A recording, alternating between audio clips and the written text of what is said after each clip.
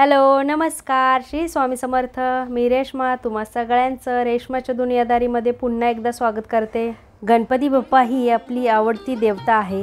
पुराणांमध्ये असे अनेक उपाय दिलेले आहेत ज्यांचा वापर करून आपण आपले जीवन सुखी आणि समृद्ध बनवू शकतो।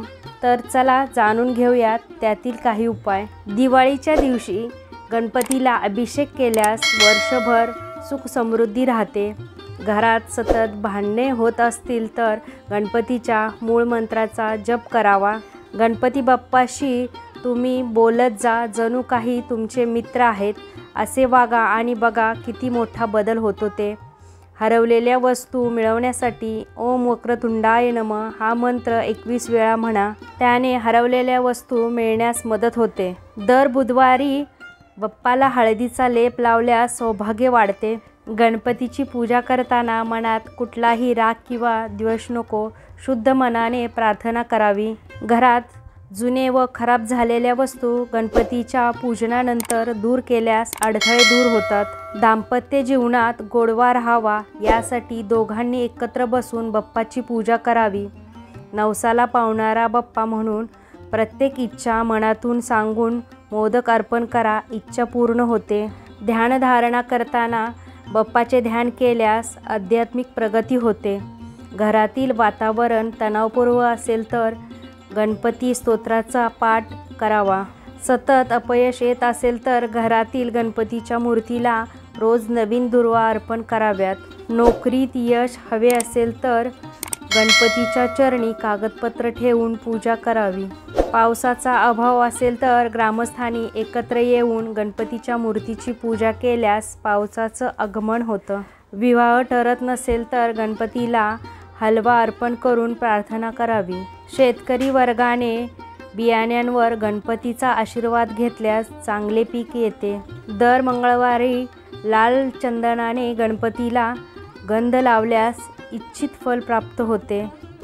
गणपती बाप्पाला अर्पण केलेली कुंकवाची लाली स्त्रियांनी कपाळावर लावल्यास वैवाहिक सौख्य मिळते। श्री गणेश अथर्वशीर्ष रोज म्हणल्यास घरातील दारिद्र्यता दूर होते। अंधारमय काळात गणपतीच्या पूजेसाठी दिवा लावल्यास आशेचा किरण मिळतो। गणपतीच्या चरणी थोडे सेंधव मीठ अर्पण केल्यास नकारात्मक ऊर्जा दूर होते। परीक्षापूर्वी गणपतीचे नाम जपल्यास यश मिळण्याची शक्यता वाढते।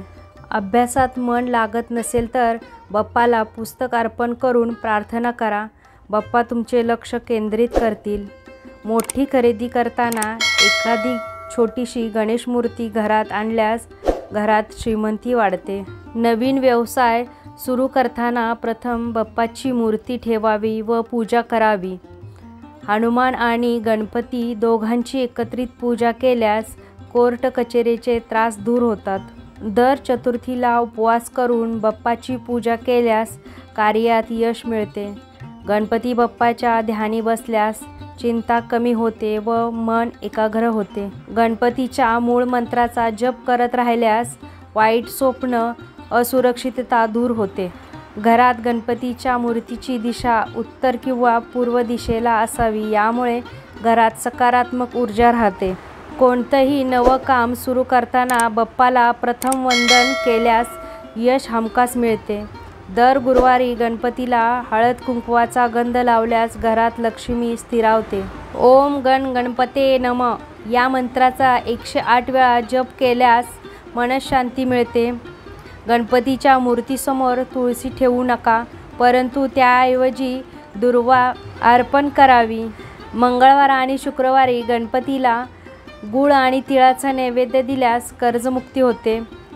मोदक, नारळ आणि 5 प्रकारची फळे बाप्पाला अर्पण केल्यास कार्यसिद्धी होते। गणपतीला 21 दुर्वा वाहिल्यास सर्व अडथळे दूर होतात आणि यशाची दारे खुली होतात। रोज सकाळी गणपती बाप्पाला शुद्ध पाण्याने स्नान घालून त्यावर दुर्वा अर्पण केल्यास घरात सुख शांती व समाधान नांदते। तर अशा प्रकारे सुचवलेल्या उपायांपैकी कोणताही उपाय तुम्ही करून तुमचंही आयुष्य सुखमय करू शकता।